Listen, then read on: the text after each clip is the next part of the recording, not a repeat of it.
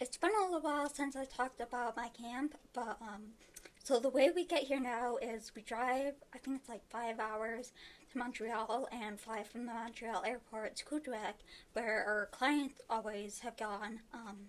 But we used to go through Shefferville because we could put a lot of materials and stuff we need for camp on the train.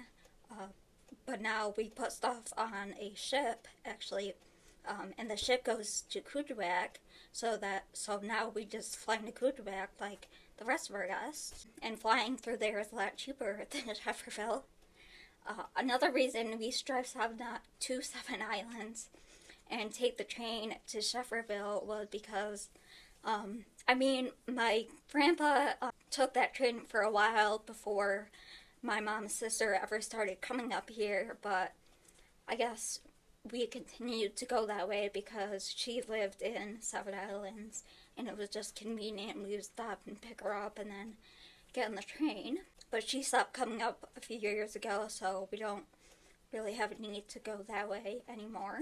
Then, when we get here, so the last couple of years we've been having some people from home, like some of our friends, come up and help us get started. Um, like they're building a cabin now for my sister, and they finished building a cabin for my mom's brother, my uncle, and they put in a new floor in our main lodge and our boardwalk, like down to all the guest cabins. They replaced that. But originally, when we got here, we would be here for a month without any planes or anyone coming in. So, what we would do at the end of the year is get like canned goods or like packed soup or whatever.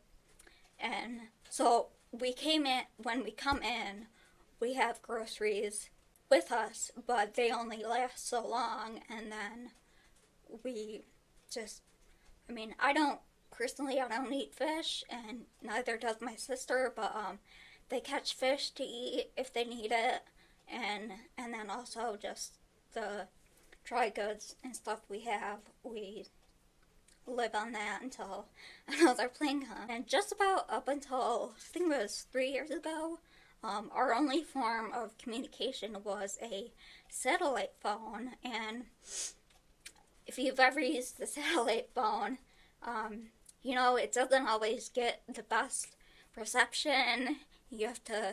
Sometimes you have to go different places, like just walk around and try to find satellite, and then it cuts out sometimes. So it wasn't really the best form of communication, and it wasn't very cheap. It charged by the minute to talk, and then, of course, it wasn't always reliable. It didn't always work when you wanted it to. So anyway, so about 3 years ago, when Elon Musk came out with Starlink, that's what we got, and that's what I'm using right now. And it works great, and it's not that expensive. So back in the days before this, we used to write letters to our friends and even teachers sometimes just to pass the time.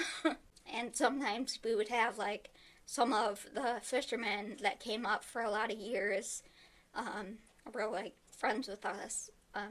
We had their address, and we would give their address of our friends and tell them like right on the back of the letter, like for Brittany at the Whale at Whale River.